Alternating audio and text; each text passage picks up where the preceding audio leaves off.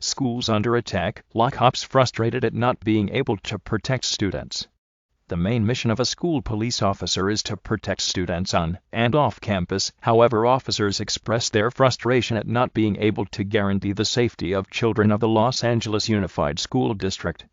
Since the death of George Floyd in May 2020, the United States has entered into massive outrage and protests broke out across the country to defund the police. In Los Angeles, thousands of people demanded police reforms, and Mayor Eric Garcetti promised to cut up to $150 million from the city's police budget. A year later, a group of LAUSD Students Deserve, focused on social justice and decriminalization of black students in the schools, demanded the district school board remove the police from schools. Parents, students, and administrative staff disagreed with this measure, according to a survey by the same board. Before the vote, although members voted to remove the officers from the school campuses and remove 35% of the school budget, Los Angeles School Police Department. Now school police are only allowed to patrol the surrounding areas of the area. However, reported incidents of violence increased by 44% in the 2022 to 2023 school year, while incidents of drug consumption increased by 62% in the same period. The board has not found a way to replace police officers, and that is why crime in schools is increasing, Officer Gil Gamez, president of the Los Angeles School Police Association, told the Epoch Times. Now they have transferred those responsibilities that the police officers had to administrative or teaching staff, but that is not their job. The police officers are highly trained people with a set of specific skills, and administrators and teachers don't have that. They were trained to educate children. Many of them are afraid to break up fights. They are afraid of losing their credential. They are afraid of losing everything they worked so hard to achieve, and many of them realize that this is not the job they chose, he added. Some also expressed concern about the background of the people who were assigned to take care of the students in replacement of the school police. During a board meeting, a volunteer assigned as a caretaker said he was an ex-convict. Hispanic parents are unaware of the situation. Before they were defunded, every school campus in the Los Angeles School District had at least one police officer or a school safety officer, Gamez said. The police officer would drive his police car while students were walking to and from school. They would park their police vehicle in front of the school to show that there was a presence of protection there. This would show that there is a uniformed officer there to protect the students and the staff, he noted. Gamez added that this measure has also brought many consequences more serious in the long term. There will be more unreported crimes if there are no police near the schools, Gamez said.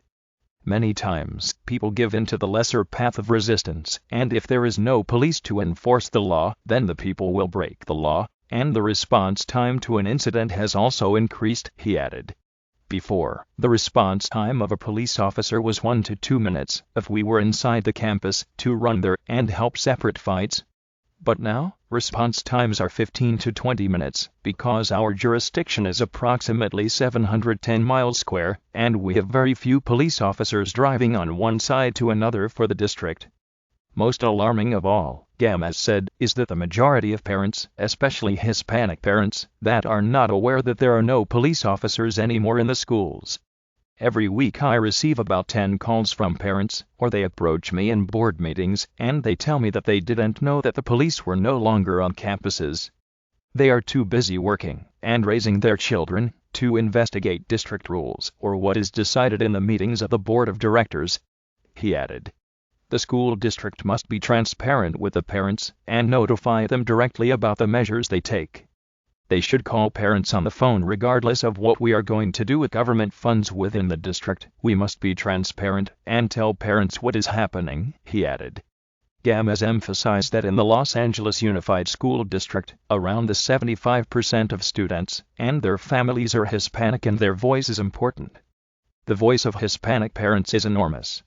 Speaking clearly, their voice should be the most important voice and lost. We should all work together to solve everyone's problems, but if we look only in Hispanic numbers, they should have the strongest voice in the district, he said. It might be politically incorrect for me to say this, but the members of the board should reach out to Hispanic communities and not the other way around, he expressed. Currently, some school board members are still looking to remove more money from the police or even disband them completely. Up to today, of the 500 school police officers that the department had, there's only about 220 left. Gamez says school police officers were not treated like family by the district after defunding. When our officers arrived on campus, they were asked to leave, and sometimes they were not allowed to use the bathroom. They didn't treat them like family. They didn't even treat them as district employees, and the officers were very dissatisfied and frustrated, he said. It's been about 3 years and we're still trying to heal and we're trying to move forward, but it is still difficult. They still protest against our police department at the school district level. The Union of Teachers still send their agents to protest to press for the withdrawal of funds from our police department, he added. Many of our police officers left the department because of fear of being fired. Other officers lost their jobs. We are talking about people who spent 15 years with us and lost their job. For the Californian police officer, the only solution to reverse the measure on school police is for parents to organize and form coalitions of political action. He also proposed that designate speakers to express their concerns at board of directors meetings. You have to organize. And I understand that people are very busy. Some have up to 3 different jobs. Many parents are single and raising their children, but parents need to get involved. Now, the school official said, all that remains is to hope that district parents get involved and demand that the school board reinstates the police in every school. This measure could have difficulties since the groups of interest continue to demand the complete disbanding of the police. Written by Pachi Valencia from Epoch Times.